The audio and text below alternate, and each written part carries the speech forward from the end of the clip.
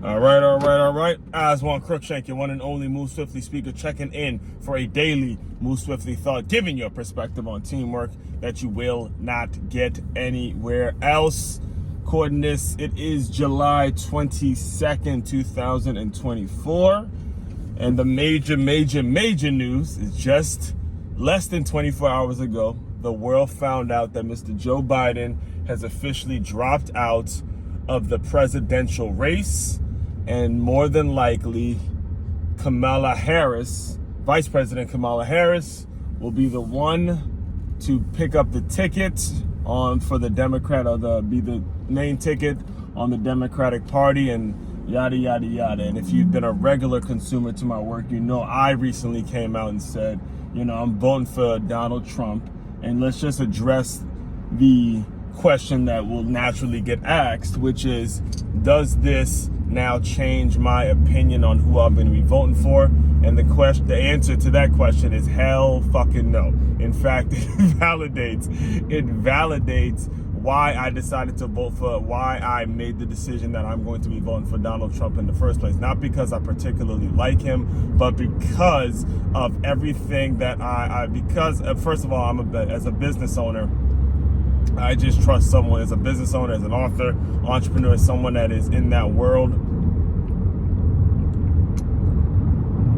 I'm trusting what he has to say. I'm trusting his ability to be objective and his leadership ability more than the other party. And speaking of the other party, I just do not fucking trust him. I don't trust him. The experiences that I've had with your typical black female over the decade plus since I'm 35 years old, and the experiences I've had with black women, I am not the person, I'm not the person to judge other black, or judge people based on their race, period, right? But at the same time, what they've done is they've tried to take individuals like myself who are black, and they try to put certain people in place so we don't pay attention to what's actually being said and the actions that people are actually taking place. So for example, the reason that this move for Biden there's two reasons that this move really just doesn't sit well with me.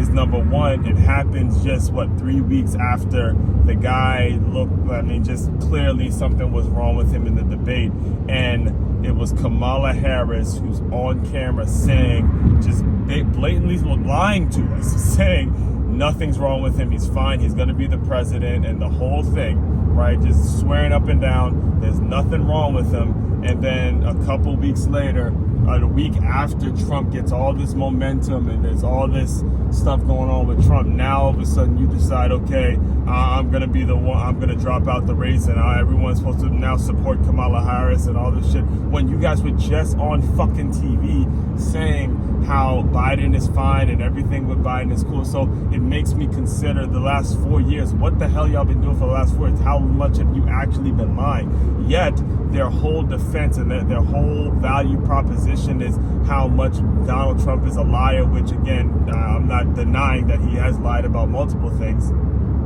But now that whole concept of, Donald Trump's a liar and we're not, all that bullshit is out the window. All right, so that's number one, is just, again, the trust issues that I have. And it's the same shit, man. It's the same shit that I deal with every single day when it comes to black women in general. It's just they're not, and I hate to generalize this concept, because there's plenty of black women out there that I love, that I was raised by a black mother, by a black woman, my sister, again, people I speak very highly about. I'm not making a generalization about black women in general.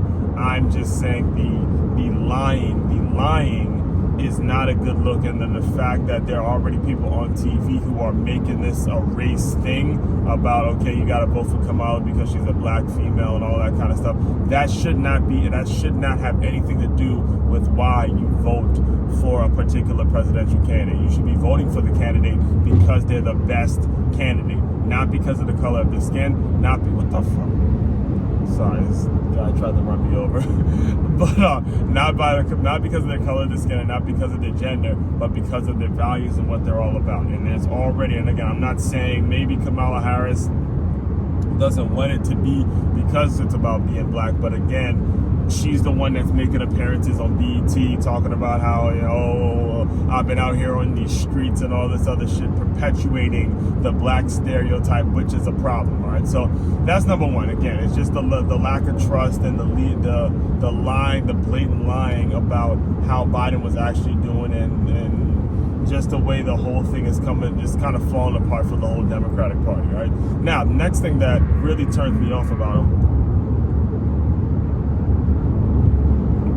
Next thing that really turns me off is this whole mindset they have, this mindset that they have about beat Trump. We gotta beat Trump. We gotta beat Trump. We gotta beat Trump. We gotta beat Trump. I don't particularly like that. You know, I have a sports background. I understand the concept of competition. I understand the concept of wanting to win the game and all that.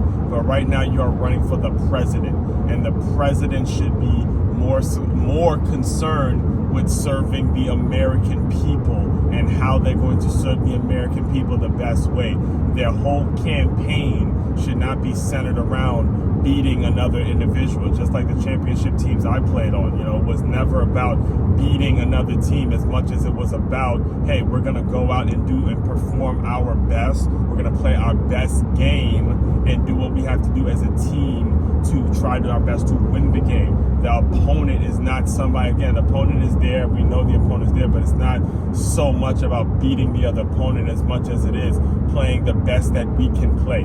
That is what really, really bothers me, and what I actually liked about it. I don't know why people have been so critical of Trump's speech. I didn't think it was a bad speech at all, because one of the main thing I liked was the fact that he made it a point to he said it in the speech. He said, I'm only going to mention Biden's name once. So at least there's a sense of, okay, I'm not trying to get into the whole me versus Biden conversation. I'm just trying to serve the American people from the perspective that I have, and trying to create opportunities for people. That's what it should all be about. But again, the left, I should say, I've been tuning into just a show. I'm telling you, man, I'm not ruling out. I'm definitely strongly considering getting into politics myself. I'm not bullshitting you now. You know, the more and more I'm getting into this, it's really kind of exciting to me. So the concept should not be about beating the other opponent. The concept should more so be about, all right, how do I improve this country? How do I make this country better? And again, as much as me as a black man would love to see a black woman as president, I'm not sure that this is the one. She's just not, based on the fact that you were with Biden for 4 years.